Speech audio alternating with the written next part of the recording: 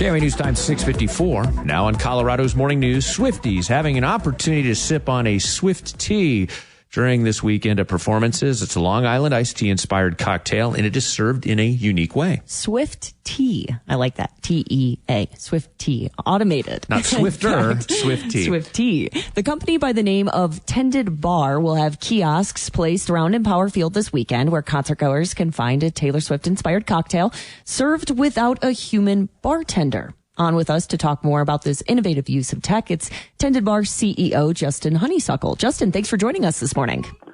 Thanks for having me. Good morning. So I've seen these around at concert venues before, and then I always see the line for a human-tended drink line, and I'm like, gosh, I want to figure out how to use these, but I'm always intimidated by them, and I actually had no idea how they worked or what you do with them. So can you just describe what Tended Bar is?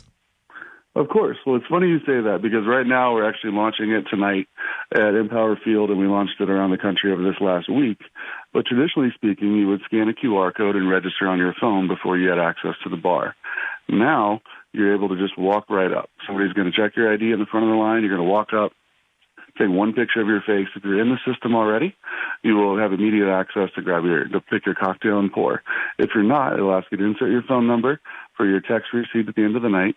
Go through, select your Swift tea cocktail, and press pour. It'll have a credit card device right there on the machine. You'll tap your credit card. It'll tokenize that card and just send you a receipt at the end of the day. So you don't ever have to take out your credit card again. You walk up, scan your face for your next cocktail, and it charges your card kind of like a bar tab would. Justin, when I think of technology, I always think it should do two things from the consumer perspective. Make something better, maybe even make it easier and more efficient. Does this make it more easy, more efficient? Is it better? Because I think along lines when you get alcohol, is this going to help speed up that process? 100%. Right now we can do about 35 people in 5 minutes on one 4-screen bar.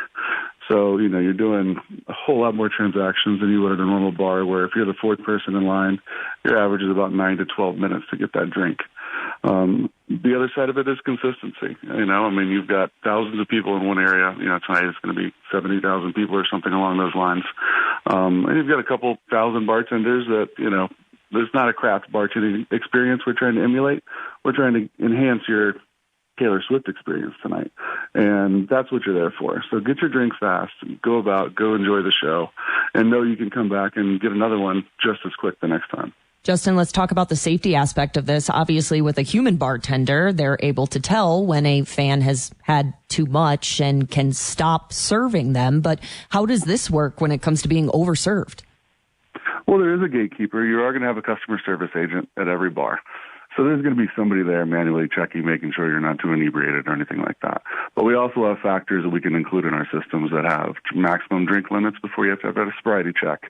You can do 2 drinks per person per 15 minutes, whatever time period you want to make sure that you're within those thresholds of safety. I'm seeing the offerings that are going to be there. Bad Blood Punch, Cruel Summer Margarita. It's all got the Taylor Swift kind of theme. Justin, did you do any actual, I put it in quote, research as to know what Swifties, as they're called, I guess, what they drink, what alcohols they like, and have created the menu based on that? Well, luckily for us, we have a couple of Swifties on Tended Bar's team, so we had a little bit more insight than I think normal.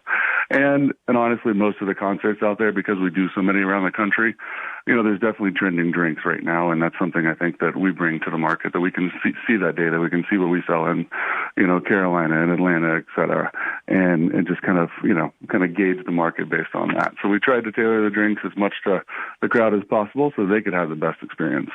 But realize that's our quick pick drinks. Somebody can easily select, vodka and pick their mixer and add a splash and make it a single or a double and tailor it to whatever they want.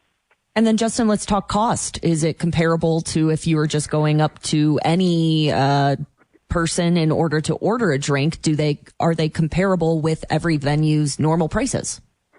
It's actually the exact same price as any other drink. You obviously just aren't feeling as pressured to tip, so you should save a little bit there. We do have a tipping feature, but it's actually a donation button. So at Empower, all the donations go to Boosters for Families, which are the nonprofit organization that runs a lot of the concessions at the stadium. Most important question, Justin, as we wrap up with you, what's their beer choice? Well, we actually do cocktails.